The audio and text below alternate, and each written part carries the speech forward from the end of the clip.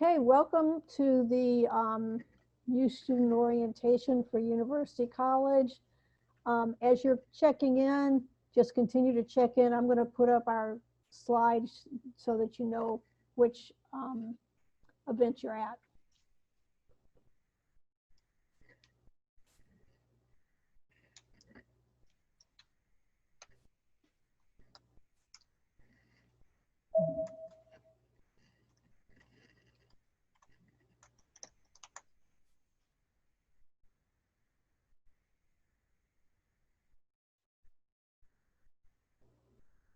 So I'll just give you a little, as people are logging in, I'll give you a few tips. I will be here, I'm Elisa Wong, and I'm kind of the organizer of this event, and I will stay as long as anyone has questions. But I'll be running a slideshow and stop and introduce people who are making presentations. There's two buttons at the bottom. One is chat, which doesn't do you much good, and the other is Q&A. So if you have a question, type it into the Q&A. We'll try to get to it, and if we don't answer the question during the presentation, put it up there again, and I'll stick around and make sure that everything's answered by the end. You can also email me questions later, and you know, we're here to help you. So I think we probably ought to get started. It's a little after 7 now, so I'm going to stop screen sharing and get us underway. So welcome, and I am going to introduce our Dean, Heather Corcoran, for official opening. Excellent. Thank you so much. And thank you to everyone for being here this evening. My name is Heather Corcoran, and I am serving as the Interim Dean of University College. It's my second year in that role. And I have been a faculty member at Washington University for a very long time now in the field of design. It has been an absolute pleasure to work with University College and the fantastic staff and students that are here. So I'm very happy to be part of the community.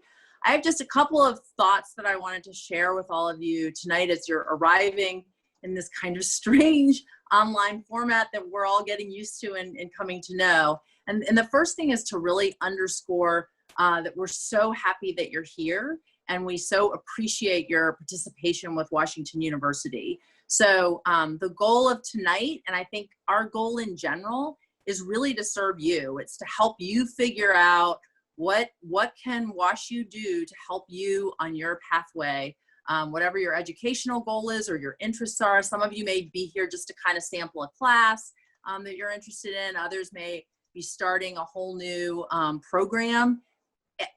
Any and all of that is great, and we're very well aware of the barriers that can get in the way of taking classes or doing programs, and how busy people are working at various jobs, family commitments, all of that. And so our program is really designed to help you get the best possible education you have and what you want to do while navigating all of that. So please use all of these resources. We're very relational, so we tend to be quite student by student in the way we operate as a university. So we've all had to make this huge pivot to being student by student online, but I actually think we've done that pretty successfully. And so if you can sort of trust with us and jump on some of these Zooms, I think you'll get to know people and resources pretty well through this format.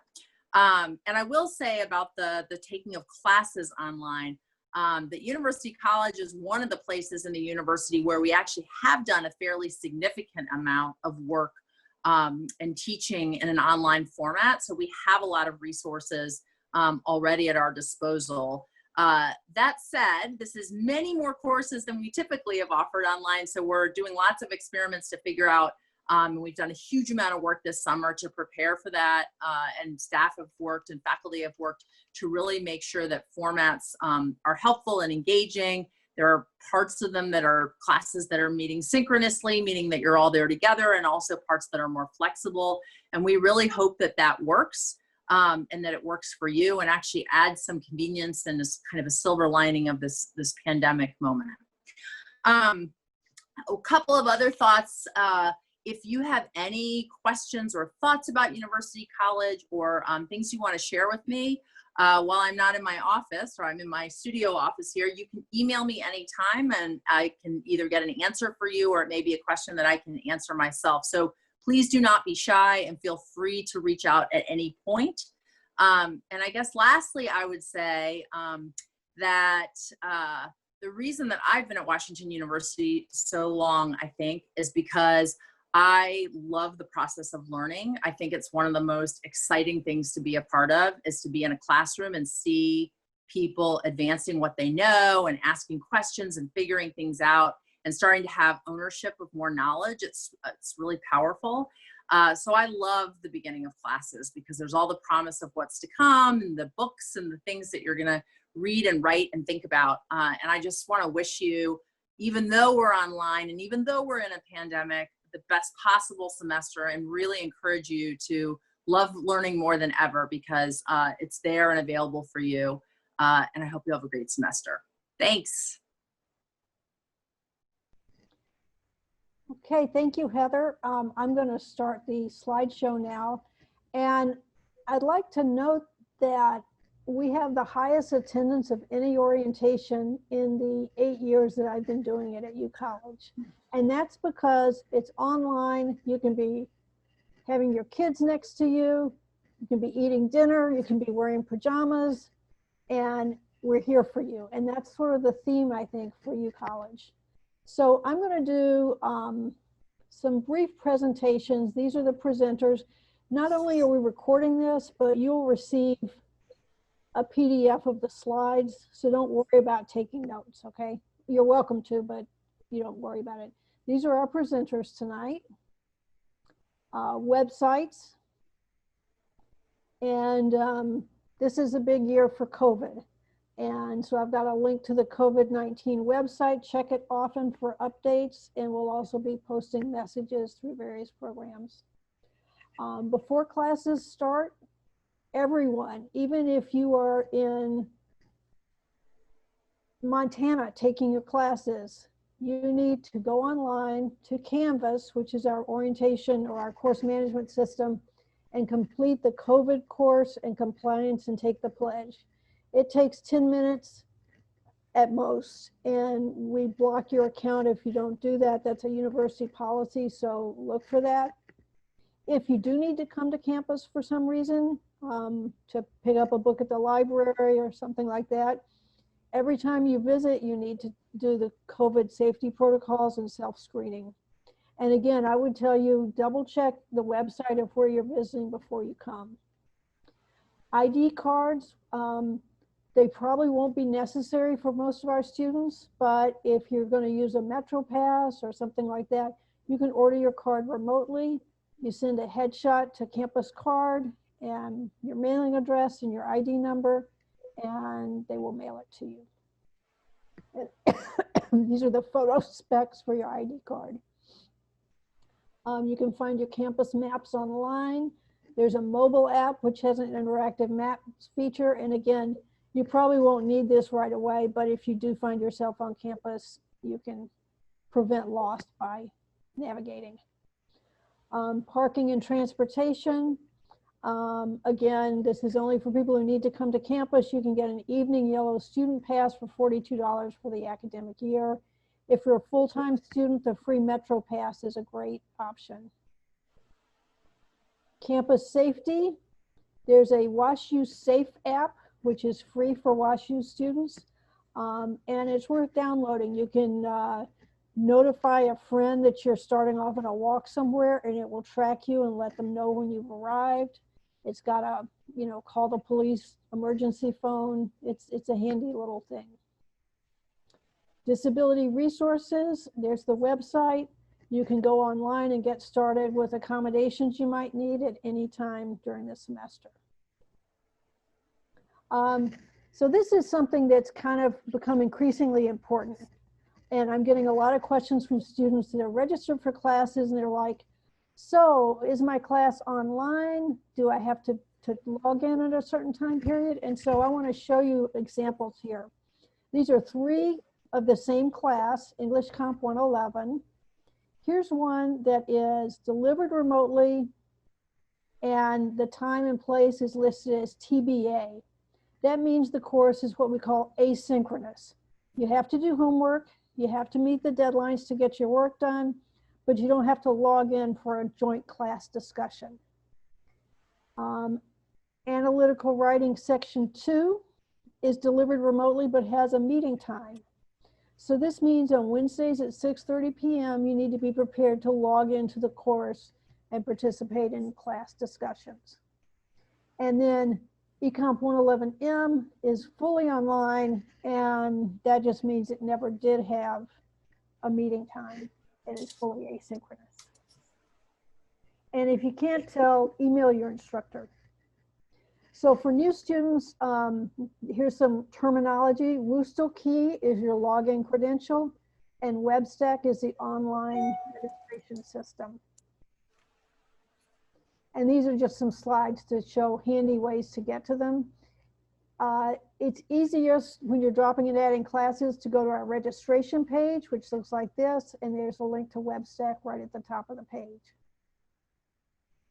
You click login, and if you forgot your key or your password, you can get it reset through that area. You should confirm that your contact information is correct and that your user profile is correct.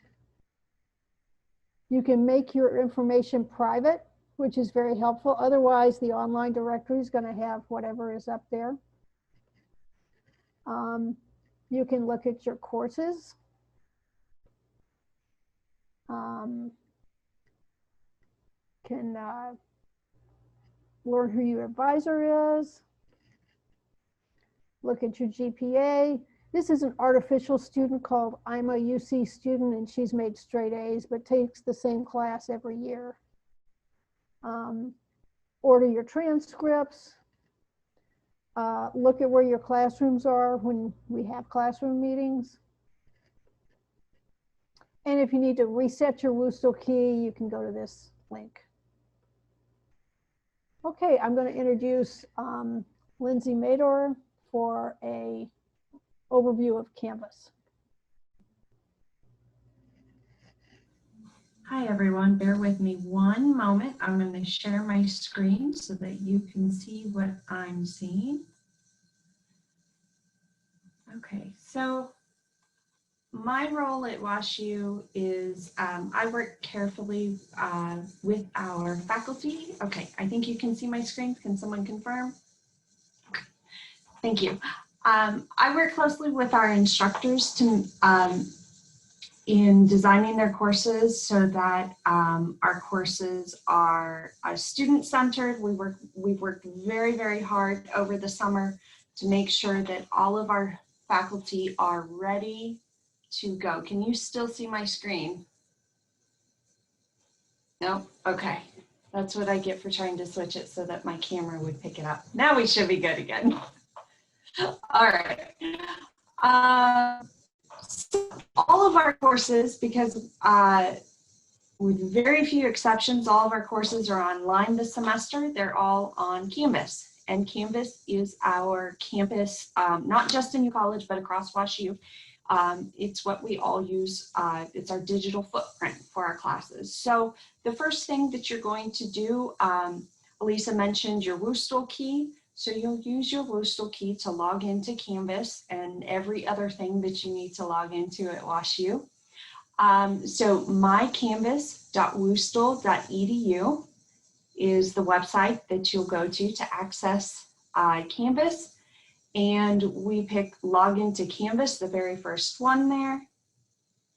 And because most of you will be off campus when you're logging into your course, it's taking a while this evening. Because most of you will be off campus when you're logging in, you'll have to go through an extra hoop, the dual authentication to make sure that you are who you say you are to keep everything secure. So just like you, I also have to put in my credentials.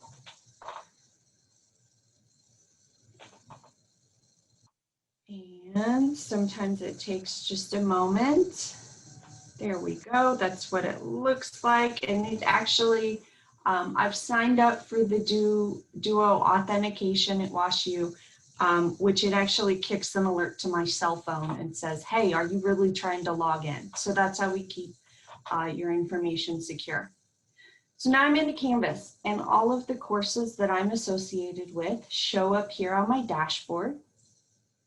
And I wanted to show you what it looks like when you log into a course as a student. So I'm actually going to choose the course that I taught last semester, but I'm going to show you a student view of it so you see exactly what my students would see when they would log into my course. So first things first, every course should have some sort of a home page that your instructor has put together for you. And they'll look a little bit different depending on the instructor and depending on the discipline, but roughly it should give you some information to make sure that you're in the right course. And this is where you can navigate through your course. The announcements that the instructor has posted show up right here at the top of the course, so you can click on those and read those as necessary. Also, your instructor, when they post an announcement in Canvas, it should send that announcement to your Washu email as well, so that you can be notified that there's a new announcement in Canvas. If you install the Canvas app on your cell phone, you'll also get a ping through the Canvas app when there's a new announcement. So that's really nice that you can see that your instructor is communicating with you, any announcements, any adjustments. As Elisa mentioned earlier, some of our courses are completely online and completely asynchronous, meaning there are no required course meetings. Some do have some required course meetings. I definitely recommend that you touch base with your instructor beginning tomorrow morning. And in fact, I know some of the courses are available now when you log into Canvas, but beginning tomorrow morning, almost all of our UCollege courses should be published in Canvas. So you can log in, take a look at them, look around, and make sure you understand what the expectations of the instructor are. From this page, you should be able to access the course syllabus. Some faculty also put a link right on that homepage, but you can access course syllabus. And I'm sorry, my internet's a little bit slow, so that's why it's taking a moment here. There we go. And your faculty instructors should have posted a printable version of the course syllabus that you can access from there.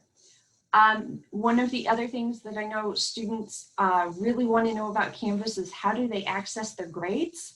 So in this course, in all of our courses, over on this left menu is a grades button.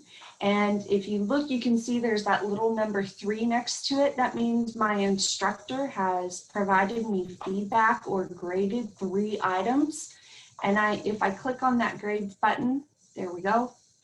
It'll take me to the page that shows all of the assignments for that course and any grades. So this is my my test student, and my test student isn't a very good student, so there's lots of missing stuff here. But if you go down here, there's a little dot. It might be difficult to see, but there's a little dot next to this title, and that tells me that there's something new that the instructor has posted there. And there's a little kind of a bubble, for a text bubble there that says, oh, there's one comment. If I click on that, I can see the feedback that my instructor provided. It actually shows up right underneath there. It says, nice work. Be sure to submit on time next time. So you can see your feedback from your instructor right away. If you uploaded a paper or something, you can actually log by clicking on that. It'll take you into that paper. And if your instructor left you any feedback on the paper itself, they can leave little comment bubbles and stuff. You'll be able to see that from there as well. So that's the grades part, the syllabi, how to access your courses. The other thing that's really important that you know how to do is how to get help. So at WashU, we actually have 24/7 Canvas help that you can access right from within Canvas. So if something isn't working right, if you can't see something that you can't see, or if you can't see something that you think you should be able to see, go ahead and click on the help button, which is on the far left side of the page, and it'll pop out and show your different options for help. And you can get on the phone with someone, you can chat with someone, whatever your preference is. You can ask your instructor. Our instructors, we've worked really hard. They've worked really hard to really become good at Canvas, but they may not be up at the same time that you're trying to complete your Canvas assignment. So don't be afraid to reach out to that 24/7 help. And they can actually send it back to us if it's something someone at WashU needs to help you with. I think those were my items that Elisa had for me. And please let me know if you have any questions. Thank you, Lindsay. I was doing this with a new student, and he was trying to find out when his course discussions were, and we clicked the Zoom link, and every class meeting had a little Zoom already set up in there, which was very handy. That should be the case for most classes. There is a chance that some instructors have set up Zoom links outside of Canvas, and so they might post a Zoom link in an announcement. But yes, if your instructor has set up any required Zoom meetings here within Canvas, if you click on the Zoom button there, and all of our WashU students have a Zoom account that you can use, but it would show you any upcoming meetings if the instructor set it up there. And you're right, that's really handy. Also, if the instructor has it set up so that any Zoom meetings are recorded, you can access any recorded meetings from the same button as well, unless they've done something specific that they're going to provide you a link otherwise.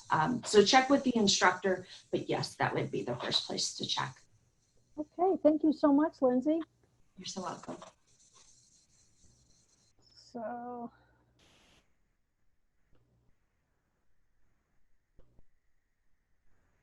all right. So now you know what to do when you get to Canvas. And now I'm going to introduce people who will help you log in and use the technology. The lead speaker will be Petey Sithiopasakul, and Carmel Mccain will also be working with them. So I will stop sharing and let them take it over. Hello, everyone. Let me get my screen share started. I feel like that's probably going to be the flavor of the night. Let's see. Do I have my screen share set up properly? I'm hoping so. So yeah, so as long as everybody can see it, then we should be good. Awesome. And so like Eliza was just saying, my name's Petey, and I'm the Senior Technical Support at STS. I'm a WashU alumni, and I graduated with a degree in bio in 2018. I also took a UCollege class over the summer, so I can also say that I was a UCollege student. It was an absolutely wonderful experience, so I hope you guys are all excited. Joining me tonight is Carmel Mccain. She's the Technical Service Manager at the Tech Den. She's been at WashU for about 3 years, and she comes from the WashU IT Shared Infrastructure and Migrations team. So just really quickly, I wanted to talk about who we are. So as you can see, Carmel and I work for two slightly different departments that both support students, but in slightly different populations. So Tech Den supports graduate and non-residential students, which should be most, if not everyone in this room right now. They operate a service desk and they provide support. STS directly supports residential students, and we also operate a service desk in a 3D printing area. But the rest of the presentation tonight is going to be focusing on the services that Tech Den offers, since they're most directly related to everybody in this room. So some of the things that TechDen does is they provide tech support for students in the following areas. They provide some service desk support, so helping you get connected to the Washu network if you're on campus for some reason. I'll be talking about this a little later, but if you have Office 365 or a Whistle email, stuff like that, they can provide some troubleshooting and connecting and configuration steps for that. They can also assist and troubleshoot with systems like WhistleKey or 2FA or WhistleKey and 2FA, like some other people have mentioned, which I'll talk a little bit about more later. So there are some things that you can do yourself. They also do a little bit more IRCIT work like Windows and Mac OS software diagnostics and repair, and some hardware diagnostics too for Dell laptops specifically purchased from the Washu bookstore with Dell warranties. They provide support for a lot of different things, as you can see, but there is a few things that they don't really touch. They're focused primarily on servicing laptops, so they don't provide support for desktop computers and machines out of warranty, et cetera, et cetera. So if for some reason you are on campus, apologies. If for some reason you're on campus or they're located at Duck 311 next to the Lieberman Center, so on the 3rd floor, but they are 100% virtual. So as of right now, so they can assist you over the phone. You can see the phone number, 314-935-7100. And when you call, make sure you press option 2, because if you press option 1, you will probably hear my wonderful voice again. You can also email them at techden@whistle.edu. They're open 9 to 9 Monday through Friday and 10 to 6 Saturday and Sunday. So if you send them an email or call them, there'll be somebody to pick up the phone or respond relatively quickly. They also do in-person appointments. So if you call and you have a technical support issue where you need your computer checked in so that they can do some hardware or some additional software work, they'll make an appointment with you, and those are between 9 a.m. and 4 p.m. Monday through Friday. Just really quickly, I wanted to blast through some Whistle tech tips. So some Wi-Fi, email, and password information that should hopefully be helpful for people. So the first one is Wi-Fi internet access. If for some reason you're on campus, the recommended network for students is Whistle 2.0. I included a few steps in here about how to connect. Normally in a traditional year when we do an in-person thing, I pause for a few minutes and let everybody try to connect to the Wi-Fi and do that jazz. But if you're, since you're not already on campus, this will be relatively quick. So it's relatively easy, but there are a few extra steps. You can visit the TechDen website if you need more information. The other thing that I will talk about too is Whistle email and Office 365. So students in degree granting programs with U College have access to a Whistle Outlook inbox and Microsoft Office access. So I'm sure some of you guys have already done this if you already have it, but if you go to email.whistle.edu, as long as you're in a degree granting program, you actually have a Whistle Outlook inbox, and you can also download up to 5 free copies of Microsoft Office per benefits of the university.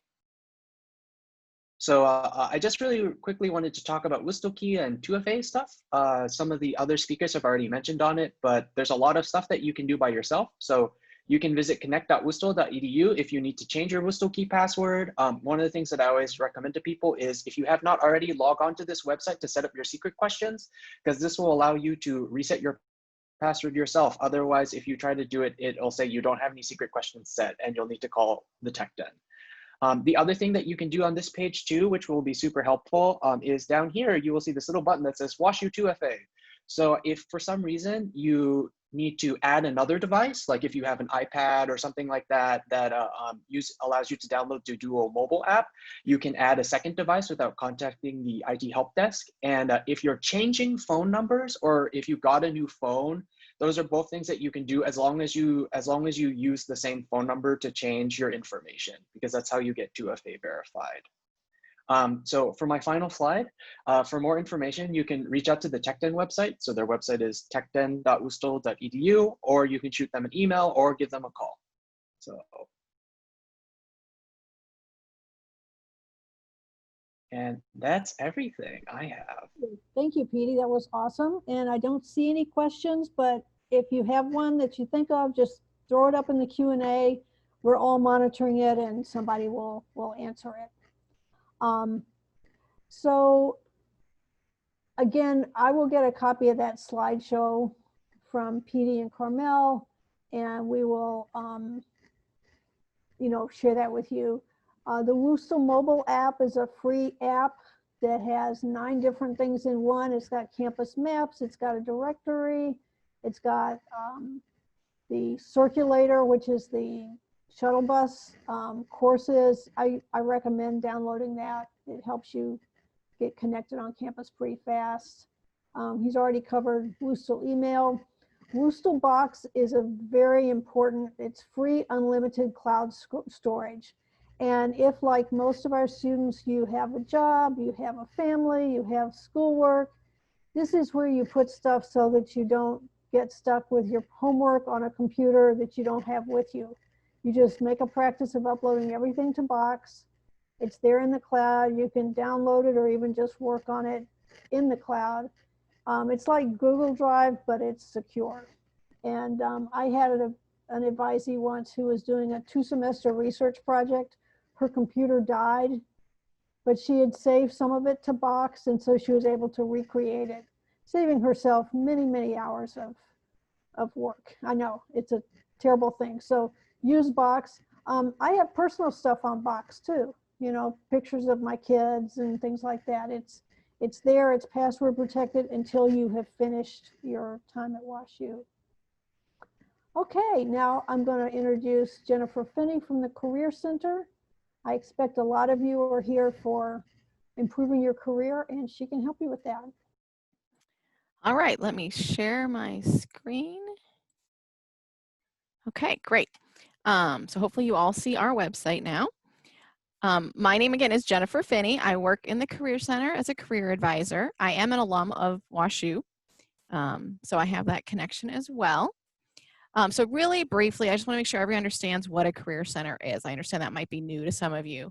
So we're here to help with anything related to careers, but that doesn't have to mean like the big final answer, right? That can be any step along the process. So that can be thinking about an internship or a job and all the pieces that go with that. That's going to include things like resumes, interviewing, networking, anything related to that. And you can come to us and say, I wanted to come in, but I don't even know why I'm coming in, and we'll work with you. So there's no point where you don't have it all figured out before you talk to us.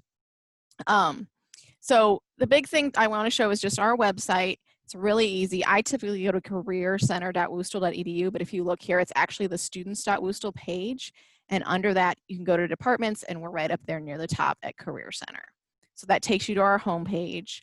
Our website is designed to be easy to search with this search bar. So while you can scroll through and click through, you can search whatever you need up here. So like common things are going to be search resume.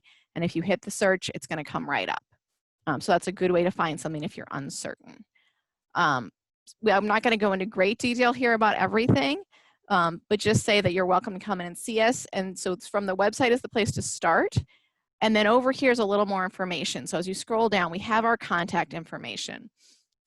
Careers@Woostle is our general email. You can always email with questions. We also have our phone number, but like other departments that I've mentioned, we are virtual right now. So realistically, I recommend you don't necessarily call and you go ahead and email. Either way will work though. And then we also are going to have a new feature that unfortunately isn't on yet, but hopefully will be up next week, that will have a lovely little chat button in the bottom corner. And during business hours, you'll be able to chat with someone live instead of emailing. So that'll be a very cool option as well. Most of the time, people are most likely to come in here and make an appointment. And you'll click on that, you'll log in with your Woostle key, and you'll be able to set up an appointment. I did want to point out here, again, it does direct you to call or email. But when you go to make an appointment, it's also going to give you other options. We have what we call walk-in hours. Obviously, they'll be virtual. So not really walk in, and we will update that. Normally Danforth University Center, the first floor of the Duck is where we are located. But right now, again, it's all virtual. You're going to do phone, you're going to do email, you're going to do Zoom, and it works really well to support that way. The last thing I'll throw out is that I do teach a career development course. It's a 1-credit course that you can take through UCollege. So look forward to possibly seeing some of you in that course at some point in the future. I think that's all. Thank you. That was really great, Jennifer. I actually took that course myself so I could learn what resources, because so many of our students are interested in developing their careers as part of their education. So the next the next presenter we have is Jay Swaram from the Learning Center. Hello, everybody. Welcome to Washu. My name is Jay Sriram. I represent the Learning Center tonight. I'm gonna take a second to share our website, and while I do that, I can talk about who we are. So our goal is to support undergraduate students, especially in the foundational survey courses, if you will. And we provide opportunities for students to engage with the course material, developing the skills that they need for the course and also for college in that process, in an informal learning environment outside the classroom, extending the classroom experience. For you specifically, we provide help desks that are drop-in support for 3 courses: general chemistry lecture, general chemistry lab, and also physics.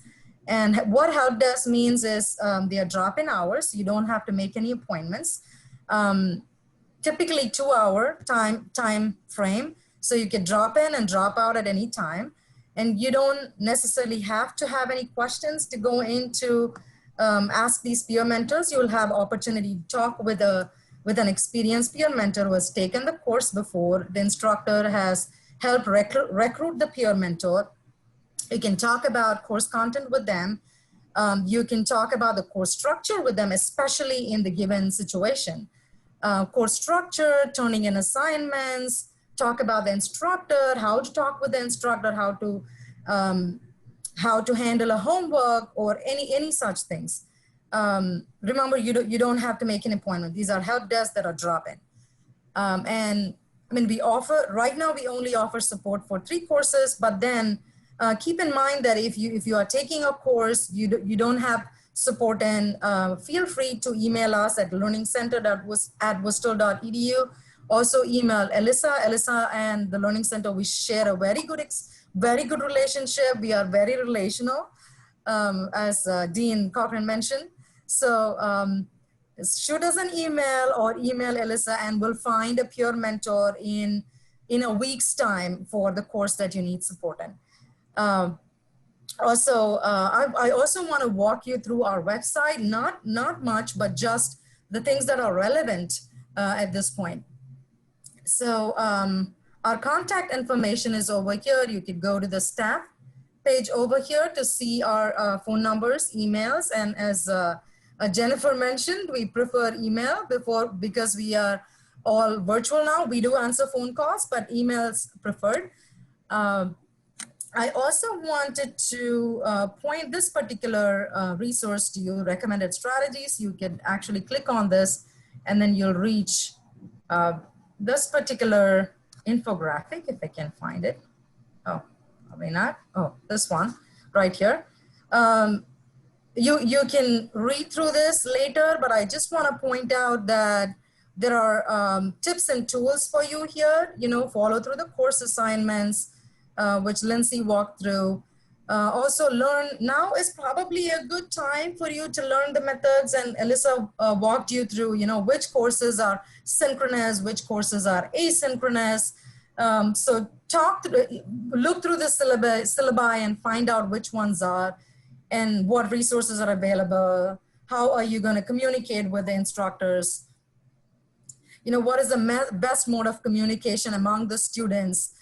Because you probably need a very structured environment right now and have some source of communication, mode of communication with peers. So just look through this and see, there might be some useful tips and tools for you in here. And I also want to point out this particular website, a lot of us worked on this. I think at least 15 to 20 people worked on this over the summer. And to help you learn through a remote environment, there are some tips and tools here, like how do you, on the right here, how do you take exams online? How do you use Zoom for a class and other frequently asked questions? And also, what can you expect from a remote class? What are synchronous sessions? What are asynchronous sessions? Some classes will be a combination of both. just read through these tips if you would like. And the infographic is also given over here. And lastly, I also want to point out this particular page of ours. If you go to academic programs and academic skills, there's a ton of resources, static resources out here. We created some animated study skills videos over the summer, especially for general chemistry. But then the spatial organization and linear organization, these are actually useful for any course that you're taking because these are abstract and general. So you take a look at these. Also take a look at the transition video, introduction to study skills video, any of these or all of these. And we'll also post a study skills video for physics in here pretty soon, all made by our peer mentors who work for us. We have about 200 peer mentors who work for us who directly support undergraduate students. And we support about 1,600 students per semester. So it's a very common feeling, especially if you are in one of the foundational courses. Challenge is kind of normal. So I just want to put out there that if you're uncomfortable, that's normal. You're in the right place. If you're uncomfortable in the concepts that are presented to you or the new ways of learning or new ways of testing, group work, it's very normal. Challenges, struggles, especially in foundational courses, you're in the right place. And we are here to help, to make the experience a little less uncomfortable for you by providing those resources and cushion around you.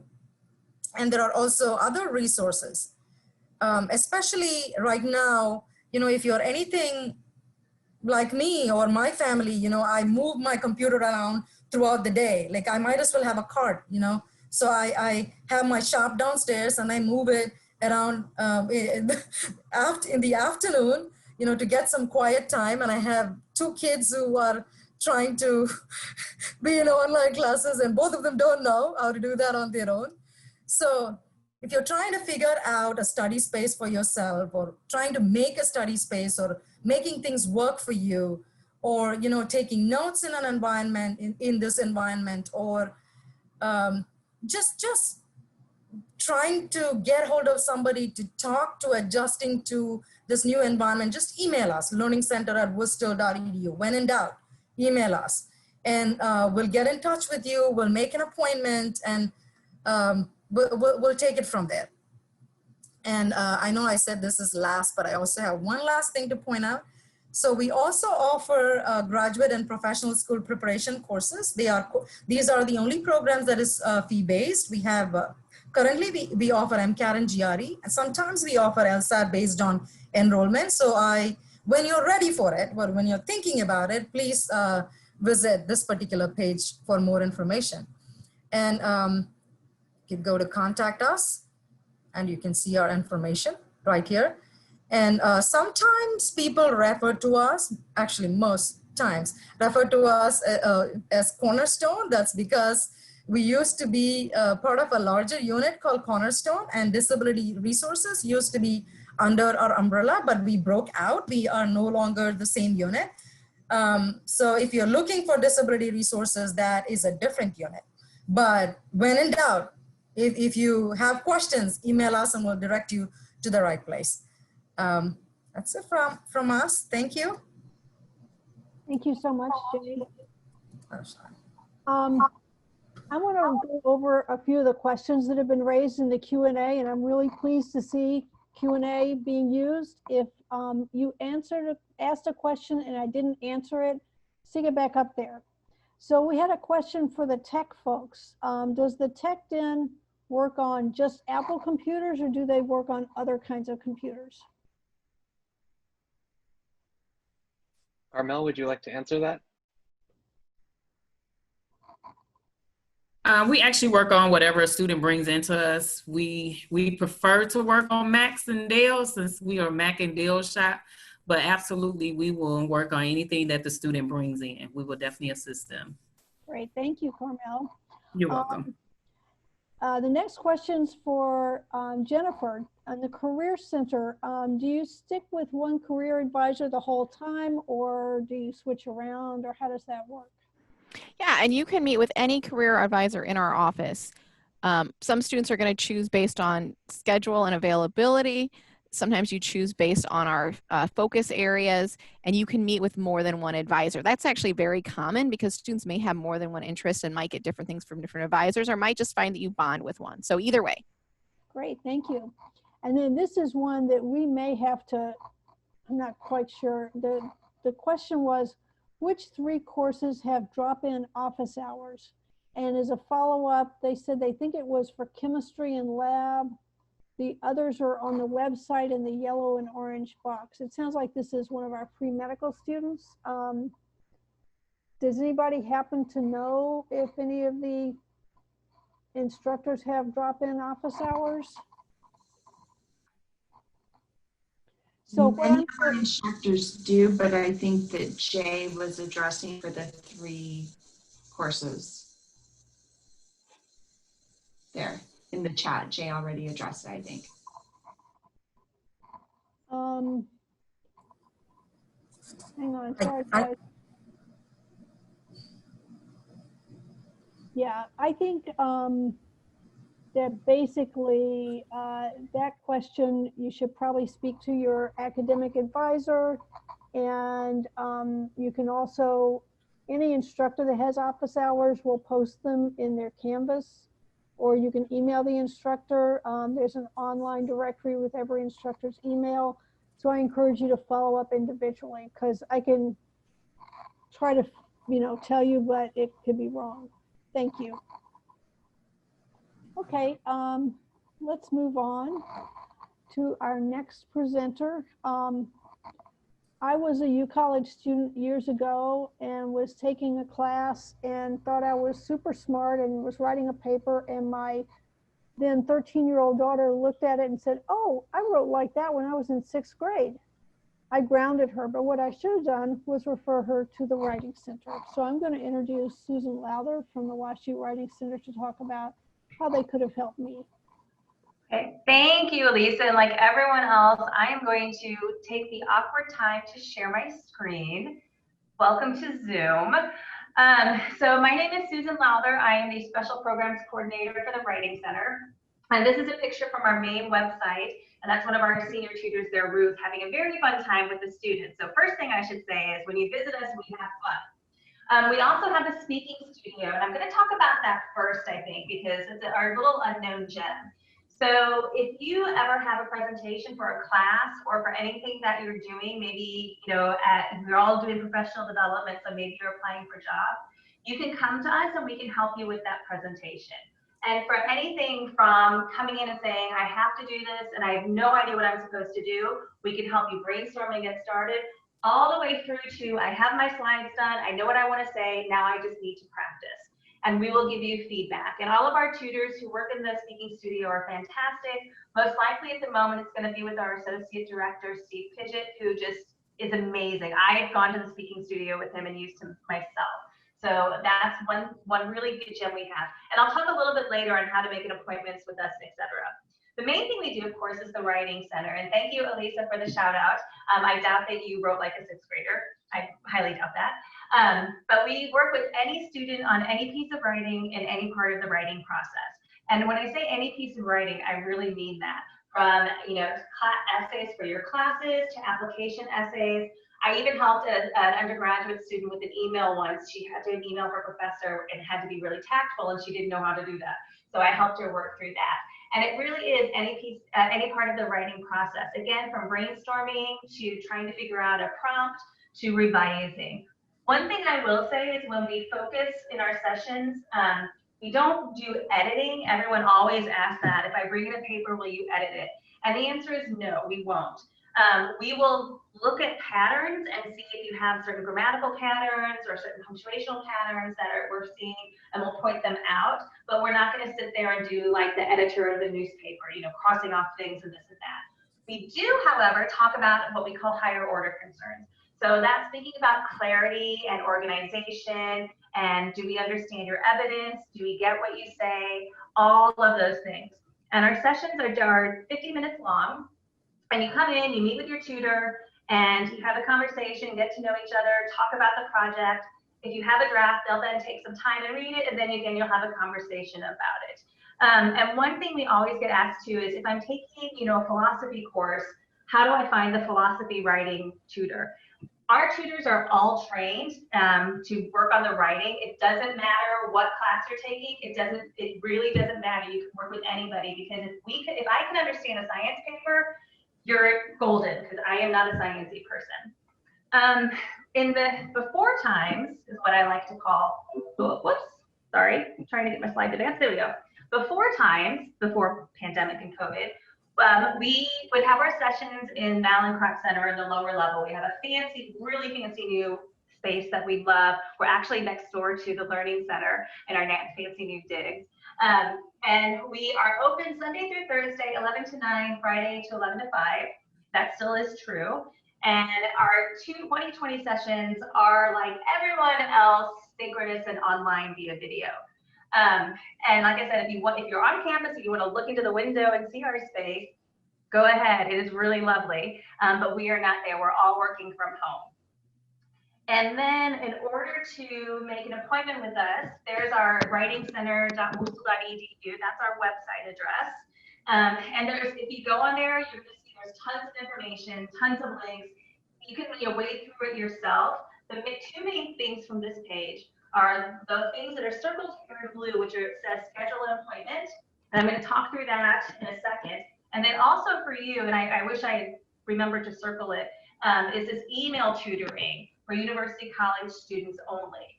And I'm going to talk about that at the very end, because that's something that we have set up just for all of you. But the schedule appointment is for everybody on campus. And once you click on that, it'll take you to a screen. You have to create an account with us.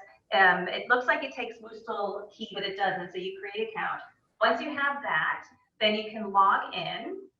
And this is what our calendar looks like. This is September 17th of this year. It doesn't look like this any longer. But it's just sort of a basic idea of sort of what we look like.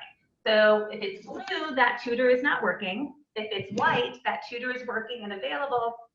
And if it's red, they're working, but they're not available. So say you wanted to make an appointment for 3 o'clock with Akia on Thursday, you click on it, you fill out your information, click create appointment, and it's there. Once the time comes, then you go back and you click on it, and you'll see, sorry, my throat's going weird. Join appointment, you click on that, a new screen will pop up, you'll see her face, you'll see your face, and there's a whole screen in there. And I'm not gonna go into all those details. You can sort of talk about that if you make an appointment.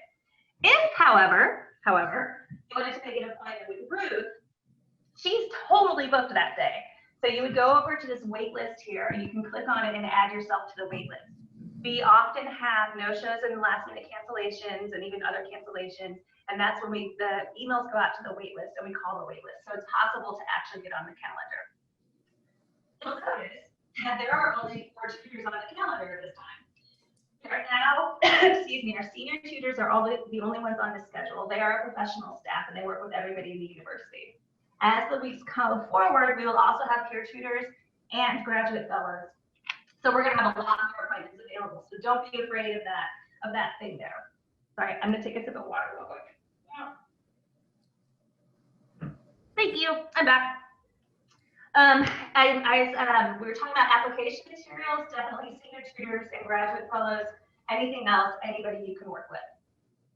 And I think finally, yes, that email tutoring thing. So this is something we worked with University College a few years ago to set up, and it's just for you. And the website address is there. And what you can do is you can email us your work, and then we will give you feedback via email. It usually takes us about 3 days, so you have to be a planner on that one. If you send it on a Friday night, wanting it back on Saturday, not going to happen. If you send it on a Monday, hoping for it on a Thursday, most likely going to happen. So give us some time on that. And there's a lot more information about all this on our website. The one thing that I want to make sure I reiterate, though, is this is not a substitute for in-person. In person, you have that really great dynamic of the human back and forth. An email is very static. It's still good, but it's just not the same. So I encourage you to go for the in-person hours first and use the email tutoring when you really need it. Because we know sometimes that you can't, sometimes electronics don't work, et cetera, so it's there for you for that. I'm going to take off my Writing Center hat for a little bit and put on my university college teacher hat too. So I also teach a course at University College. I've been teaching it for a while, and I have to give a huge shout out to your staff and faculty here. They have worked so hard to help us get up to date with all the online and Canvas stuff, and it's just been amazing. And also as an instructor, I encourage you to remember that your instructors are also your resources. Yes, you have the Writing Center. Yes, you have the Learning Center. Yes, you have the library, which you're going to hear about in a second. But your instructors are there for you as well. So someone, you were asking about office hours, definitely feel free to contact them. I love it when students ask me questions. I love to talk about writing. I geek out on it. I want it. I think that's all I have to say. So I'm going to stop share. Thank you so much. Thank you, Susan. So we actually had an online question asking about how the library is going to work when we're all remote. And we have the exact person we need right here on screen. Mr. Rudolph Clay, are you ready, Rudolph? I am ready. All right. Good evening, everyone. I'm so glad to be here with you all. So I'm going to share my screen. And while that's coming up, since I have so many screens here, hopefully that's not what I want to share with you guys tonight. We'll find something better. Oh, okay. Well, you know what? So I hope that you're looking at an image of the library's homepage. You're not. Okay. Are you looking at anything that might suggest the library? Okay. No, you're not. Well, we might not be able to actually get to that this evening. Let me just briefly tell you some things about the library. One of the things is that we are open. Olin is the main library, but there are 14 libraries on campus. So this semester, all the materials that you'll be using, you will actually be getting from Olin. So you can go to our online catalog at library.worcester.edu and you'll be able to search. So let's say many times you may be working on a project where you have to find some additional information. Your instructor might say, oh, well, you know, I would like you to look at this book or this journal article, or maybe in your class readings, you go to the bibliography and, oh, there's something that's very nice. Thank you for bringing this up. That you may go to the bibliography and there's a wonderful book that the author is suggesting that you take a look at. So you could certainly come to our catalog and you could do a search there. That's great. Now, Lisa, if you would scroll down just a little bit, there is, and we don't have to click on it, but those images across the bottom, I think, are things that will be very helpful to you. One is library hours, and that will be for all of the libraries. But again, at this point, you're mainly going to be coming to Olin. So if you had done a search in our catalog and you found a book, you could just request that book. And what would happen is that we would get the book, we would actually bring it to the vestibule of the library, and we would set up a time for you where you could come in and then you'd be able to check out the material. And it wouldn't make any difference if that book had been in the law library or in the chemistry library or in the business library or in the art library. We would just transfer that book to Olin when you had set up that email. When you set up the time that you could come, we would send you an email. It's a window there, and you could come during that period of time, actually check it out. When you're ready to return it, there's a easy book drop in that area, and then you could take it back. But so I want you to know that looking for books, looking for articles, either given by your instructor, things that you come across yourself that you don't have access to, you still will have access to the actual library. Now, if we would go up just a little bit and go over to the right, there is something that says in that column. Yeah, we'll just go back a little bit. I want you to see some of the services that we provide. So yeah, there's something that says services for students. There it is. Yay. Okay. And if you'll just scroll down, I'll just talk about some of the other things that the librarians can do for you. I had just mentioned that we would, if you were actually searching our catalog, but sometimes you just might have a topic and you want to know, does the library have any information on this? Do we have any films, DVDs? Do we have articles? Do we have books? Whatever. This is where we tell you a little bit about some of the things that we can do to actually help you. The other thing, let's see if you can just go back to go to our home. And then pretty much in that same column, if you'll scroll down, there is something that says, please don't hesitate to ask us. And it's right there. So we have a number of ways that you can actually contact us. So you could email us, you can text us, and even we have a chat service also that you would be able to utilize. And it's actually 24/7. Now, all the librarians, like the other staff members have mentioned, we're off campus. I think there will be maybe one librarian actually in the building for interacting with students during Monday through Friday from 8:30 to 5. But all the other librarians, you still have access to us. We're just off campus. But that chat service is a way that you can actually get to us. Now, it's a little funny to me that it says 24/7. It is 24/7, but we just, we negotiate with some other libraries that are in other time zones. So when we're not up, they are. And if you're up in the middle of the night doing something, you can still chat. Now they will say, oh, we're not a WashU librarian, but I can answer this question for you. I can help you. I can help you search the catalog. So we do have that. And then listen, over there where it says contact the librarian, and there's one that says browse by subject. Yeah, if you just click there for a moment. So one of the things that librarians do is that we have about 40 librarians. We cover all subject areas from sciences, social sciences, and the humanities. And one of the things that we do is just to help students get started, we create guides, like subject guides for a specific area. So let's say if you could click on architecture there in the blue, what'll happen, and we're going to take that first one that says a guide to architecture resources. So the librarian for architecture has, Jenny Atkins, has actually created kind of a guide for you. There she's giving her information is there for one thing. So you'll see her chat is offline, but you can make an appointment. Her contact information is there.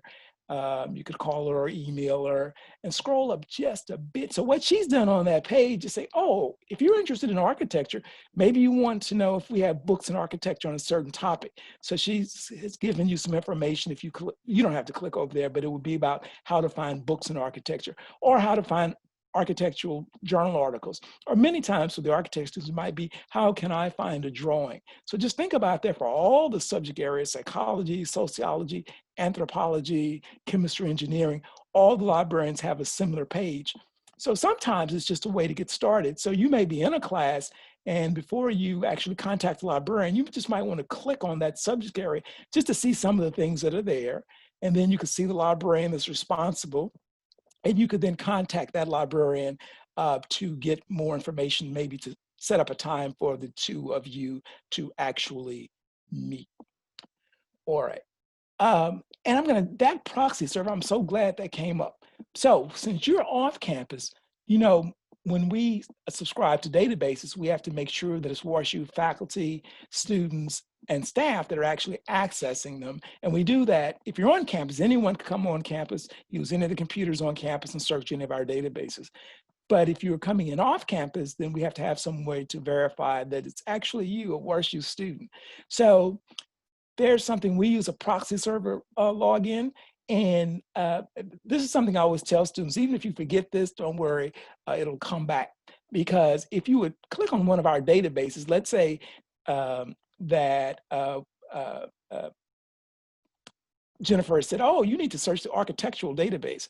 And you would later click on that and you wouldn't get access. And it would ask you, it would say something about, oh, you need a password. And you think, well, what password would I need? You could go back to here to that proxy server logon, put in your Worcester key. It's just your Worcester key. All it would do is return you to the library's homepage.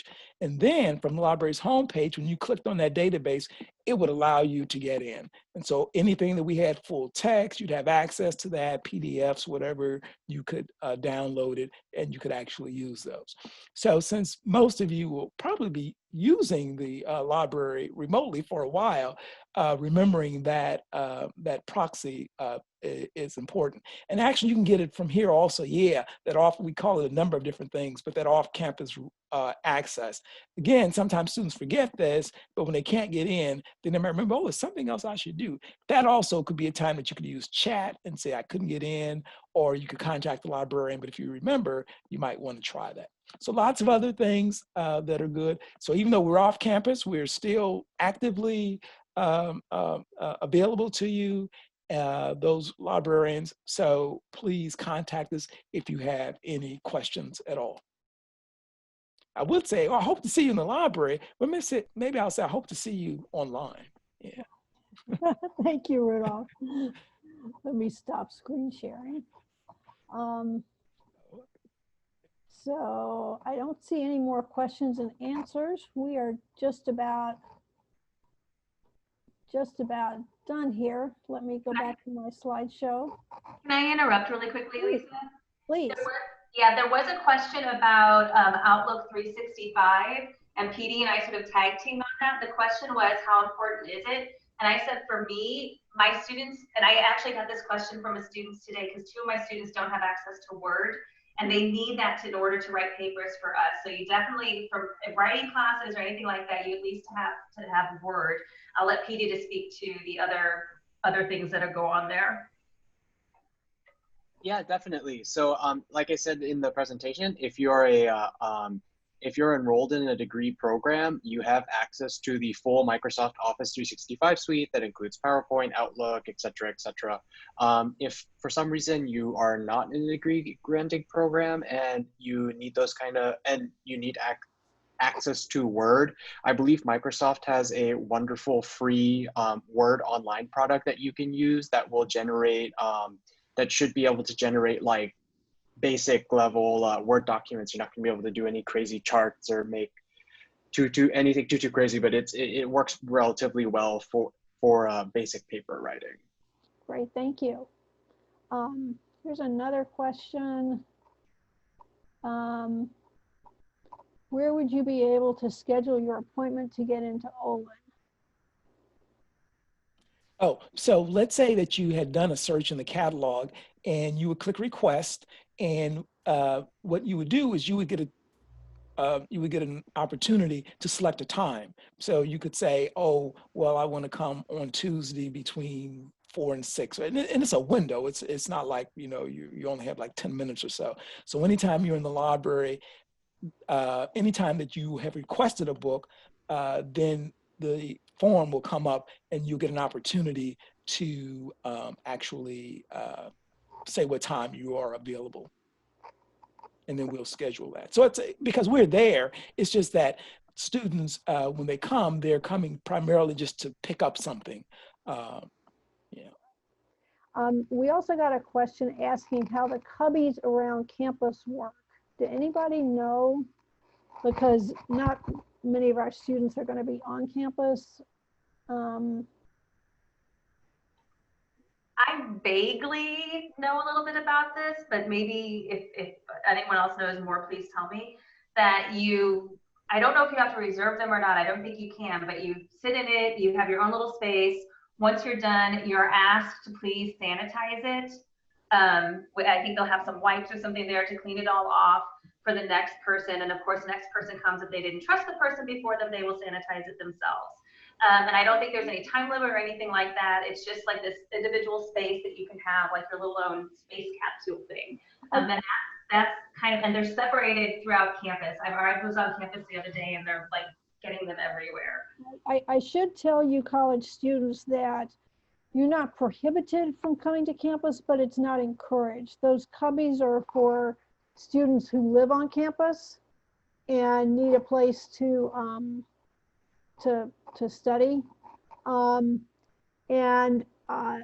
if you do plan to come to campus, you have to do a self-check-in every day that you plan to come. You have to take your temperature, you go online and log in. Yeah, I think if you really don't have a quiet place to study, that might be an option, but I think there may be others that might be a little easier. Someone also asked, you can only use Olin when you go to pick up a book. Is that correct?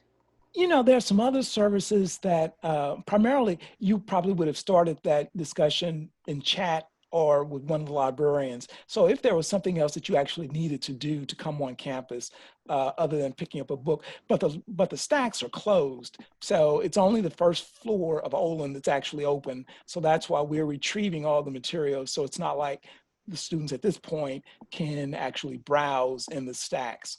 But there are a couple of services that all of our special collections is still open. Our data services office is still open. So again, you would start those conversations with the staff, and then they're still providing mainly those services online. But some students may need to go to special collections to see something, and they will be able to schedule a time to actually then go and visit that. But again, as Alyssa said, you would have to go through the protocols of visiting the campus. Yeah, and there's another library question. You're the man of the hour, Rudolph. Okay. Someone asked if you could repeat how you know when you can pick up a book request. This student has submitted a request, but doesn't know when they can come pick up the book. Okay, so yeah, so something has fallen the cracks so what they could do, I would tomorrow, I would just use the chat service tomorrow, or the telephone, the contact information, and anyone who answers the chat or that email or by telephone would be able to then advise the student when they can come. Great. PD published the link to the Microsoft website, which I will put into, because participants can't see the chat, I will copy that and put it in the information that we email around to everybody after the show. And again, you can also contact the Tech Den, and they will have that information as well. Someone has the Noonlight app on their phone. Should you delete it and go to the Washu Safe app? I would say yes, you should, because the Noonlight app is fee-based and Washu is no longer paying those fees. So unless you want to pay out of pocket, the Washu Safe app is the free app. Yes. I actually have a question about that. Is the Noonlight, that's like universal though, right? Washu is just for us in St. Louis. Is that what's the difference? Correct, yeah. And you can keep Noonlight, but you have to pay for it yourself. It used to be that Washu provided it free. Gotcha, thank you. So I guess I should correct that. If you want to do, you know, Noonlight on your own ticket, it is a good app. I pocket dialed it by accident and they followed up, to my complete embarrassment. Yes, are you sure you're okay? Are you sure you're okay? Yes, yes, I'm just stupid, you know, but. So let me just go back. I've got a couple of more things in my slideshow. Not much, but I just want to highlight that everybody who is registered at one point will be added to our orientation class in Canvas. It's just another collection of resources with a little more depth and a little more expansive coverage, and it's right there. There is a great mobile app for Canvas that you can download, and it will send push when you get a notification for something for your class, and it has all the information right there. And then these are some tips also for successful remote learning. And that's the end of the slideshow with my email address. And again, I will email these slideshows to everybody. If the panelists who did slide presentations can email me theirs, I'll put them together. Yes, Susan? Sorry, there's one thing that I think like a lot of us forgot to say that's really super important when we're talking about using the services on campus. We are all completely free. You do not pay to come to the Writing Center. You do not pay to go to the Career Center. You do not pay to use the Learning Center. We are all completely free here to support you. And I always forget to say that, and then I always think of it at the very end. So please don't think that there is going to be some monetary expense that's going to keep you from using these services. That is not the case at all for anybody on campus. Thank you. Because tuition is high. It's lower at U College than in the day school, but it's still a lot of money. And we feel that if we're not doing our jobs unless we're helping you succeed. And that's part of the package when you come to WashU. So I'm glad you mentioned that. I'm just going to just briefly. Yeah. And students, if you're ever searching online and you get to something, it's a journal article and they're saying, oh, for $35, you can get this. You don't have to pay for anything. All that would mean is that you would write down, oh, that's the article that you want. And then you would use chat, email, or call the library, and we would get you to a database where you could, it just means that you've gotten to something outside of the WashU databases.